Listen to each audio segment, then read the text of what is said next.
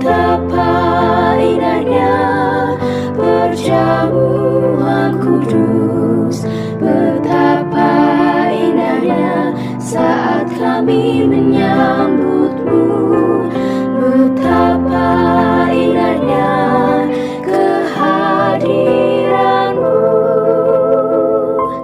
yang bertatap kuatkan iman kami.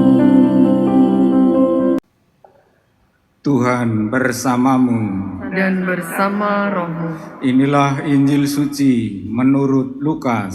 Dimuliakanlah Tuhan.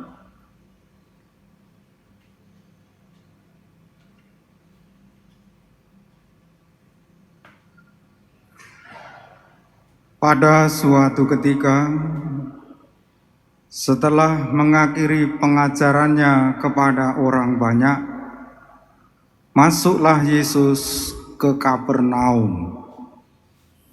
Di situ ada seorang perwira yang mempunyai seorang hamba yang amat ia hargai. Hamba itu sedang sakit keras dan hampir mati. Ketika mendengar tentang Yesus, ia menyuruh beberapa orang tua-tua Yahudi kepadanya untuk meminta agar ia datang dan menyembuhkan hambanya. Mereka datang kepada Yesus dan dengan sangat memohon pertolongannya, katanya, "Sudah selayaknya engkau menolong dia sebab ia mengasihi bangsa kita. Dan dialah yang menanggung pembangunan rumah ibadat kami." Maka pergilah Yesus bersama mereka. Ketika Yesus tidak jauh lagi dari rumahnya, perwira itu menyuruh beberapa sahabatnya mengatakan kepada Yesus, "Tuan, janganlah bersusah-susah, sebab aku merasa tidak layak menerima Tuan dalam rumahku. Sebab itu aku juga merasa tak pantas datang sendiri mendapatkan Tuan.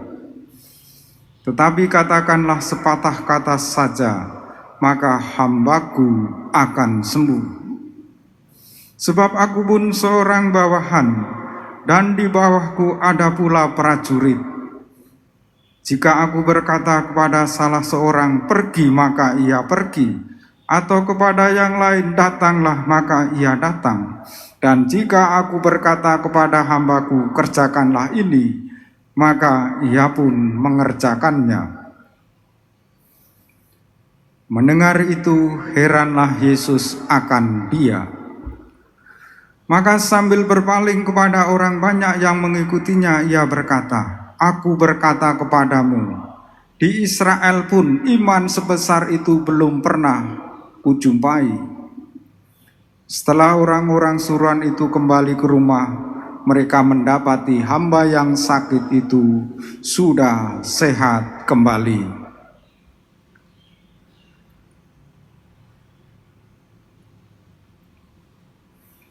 Demikianlah sabda Tuhan. Terpujilah Kristus.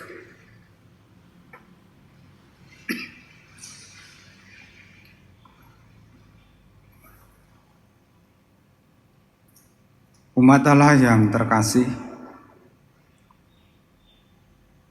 dalam bacaan pertama tadi, Rasul Paulus menasihati kepada sahabatnya yang bernama Titus supaya rencana Allah menjadi rencana hidupnya.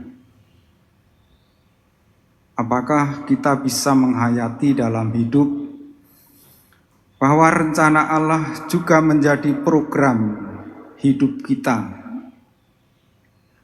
Maka dalam doa-doa, Rasul Paulus meminta tidak hanya mendoakan dirinya sendiri, juga ia meminta kita mendoakan pemerintah yang sedang memimpin rakyatnya.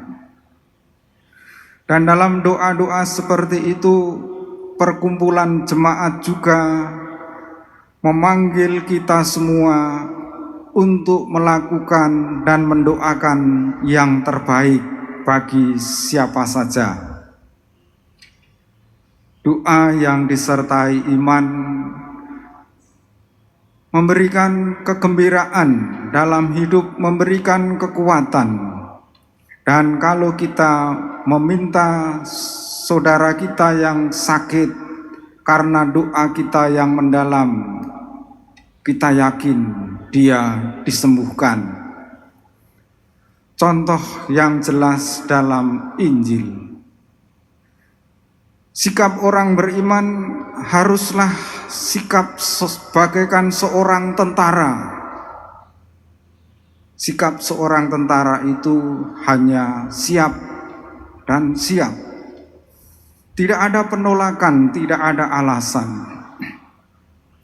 Dan perwira tadi menghayati hidupnya sebagai seorang tentara. Dan sikap seorang tentara kita tahu. Dan bagaimana kalau kita menghayati hidup kita sebagai orang beriman kepada Allah sebagai seorang tentara? Keajaiban bisa terjadi dalam hidup kita. Karena kita penuh kelemahan dalam hidup, tetapi Tuhan memanggil kita untuk menggapai keselamatan, maka kita sesungguhnya juga harus merasa tidak pantas di hadapan Tuhan. Perwira tadi sungguh beriman mendalam. Tuhan, katakanlah sepatah kata saja, maka hambaku akan sembuh. Dan permohonan itu dikabulkan oleh Yesus sebelum Yesus sampai ke rumah perwira itu. Hamba yang di rumahnya didapatinya sudah sehat kembali. Kata-kata, ya Tuhan, bersabdalah saja maka hambaku akan sembuh. Ini kita doakan juga dalam perayaan Ekaristi. Ketika Romo mengunjukkan, lihatlah anak domba Allah, lihatlah dia yang menghapus dosa dunia. Berbahagialah saudara-saudari yang diundang ke dalam perjamuannya. Dan kita menjawab, ya Tuhan, hambamu tidak pantas. Kita akan menjadi apa yang dijulukan kepada kita, tergantung apa yang menjadi ciri khas hidup kita, apa yang menjadi keistimewaan dalam hidup kita. Santo Yohanes Chrysostomus dijuluki si mulut manis, si mulut kencana, karena sangat fasih, sangat pandai menyampaikan firman Tuhan kepada umat. Saya harap kita punya keistimewaan yang baik, supaya julukan yang baik disematkan kepada kita. Dia si pandai bersyukur, dia si murah hati, dia si berhati dermawan. Dan ciri khas kita yang disematkan dalam hidup kita harus menjadi penanda bagi kita sebagai orang-orang beriman.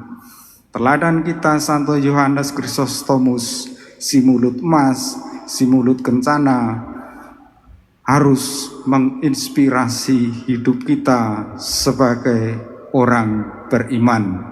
Mudah-mudahan kita semua menjadi orang yang selalu berdoa, orang yang selalu bersyukur, orang yang selalu bertumbuh dalam iman seperti perwira dalam Injil, seperti Yohanes Chrysostomus.